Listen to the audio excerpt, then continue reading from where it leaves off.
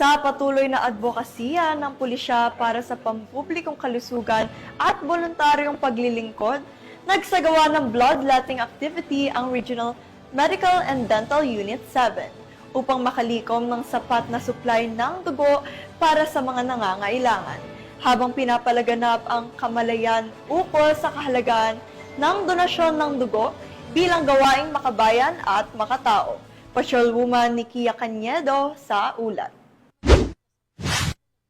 Kasalukuyang isinasagawa ang bloodletting activity ng RMDO 7 sa Camsotero, Cabahog, Cebu City nito lamang ika-15 ng Hulyo taong kasalukuyan. Pinangunahan ang nasabing aktibidad ni Police Lieutenant Colonel Marilyn Ignacio, officer in charge. Each of you has chosen to give not just a part of yourself, but a chance, an opportunity for someone out there to keep living, to keep hoping, and to keep fighting.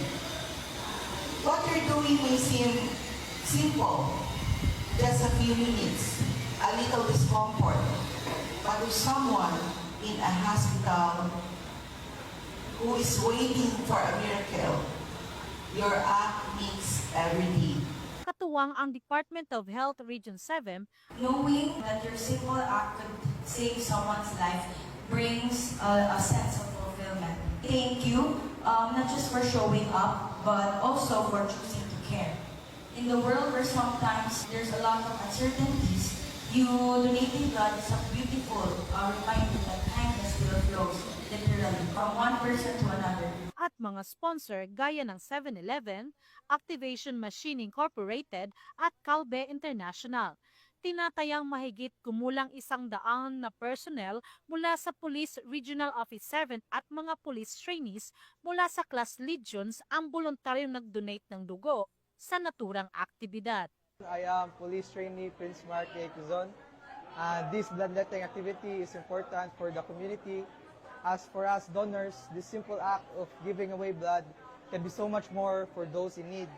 This activity is not just about giving away blood, but it is about giving hope and perhaps a second chance at life. Layunin ng programa na tumugon sa pangangailangan ng mga ospital sa supply ng dugo at mapalaganap ang kamalayang panlipunan ukol sa kahalagaan ng pagbibigay ng dugo bilang isang paraan ng pagliligtas ng buhay. Bilang pasasalamat sa kanilang kabayanihan, ang mga blood donors ay nakatanggap ng libreng pagkain at iba pang munting regalo mula sa mga katuwang na organisasyon. Ang Dugo Mo, Buhay Ko ay isa lamang sa mga inisyatibo ng RMDO 7 na nagpapakita ng malasakit at pagkakaisa ng kapulisan at komunidad sa pagtugon sa mga pangangailangang pangkalusugan. Each drop of blood donated today is a gift of life, a powerful reminder that through simple acts, we can profoundly impact others in our community. Sa pamamagitan ng mga ganitong aktibidad, muling pinapatunayan ng RMDO 7 na ang bawat pulis ay hindi lamang tagapagpatupad ng batas, kundi tagapagtaguyod rin ng buhay at kalusugan para sa kapwa. Mula dito sa RMDO 7, ako yung Police News Network Correspondent, Patrolwoman Nikia Cañedo, alagad ng batas, tagataguyod ng balitang pulis.